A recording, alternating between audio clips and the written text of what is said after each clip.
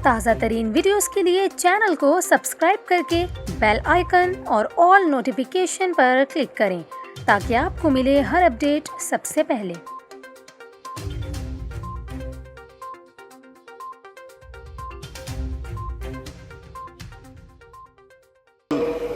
Colleague मेरे छोटे भाई अगर वो इजाज़त दें, मैं कहना चाहूँगा, मुराद सईद साहब ने कहा कुलभूषण की बात की।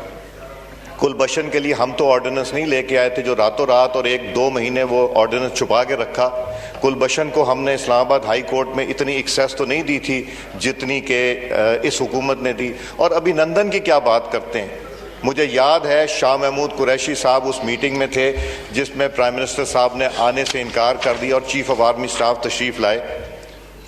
पैर कांप रहे थे, पसीने माथे पे थे और हमसे शाह महमूद साहब ने कहा, फॉरेन मिनिस्टर साहब ने, कि खुदा का वास्ता है अब इसको वापस जाने दें, चूंकि 9 बजे रात को हिंदुस्तान पाकिस्तान पे अटैक कर रहा है।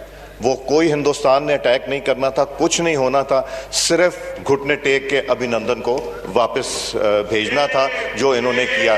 तो ये ऐसी बातें ना करें कि जो हम मजबूर हो जाते हैं ये बात करने को। इंसान वो बात करे जिससे कोई प्रोडक्टिविटी आ जाए कौमी असेंबली में, कोई हमारी लेजिस्लेशन हो जाए, कोई हम काम कर सकें। शुक्रिया जी। कादर पटेल साहब।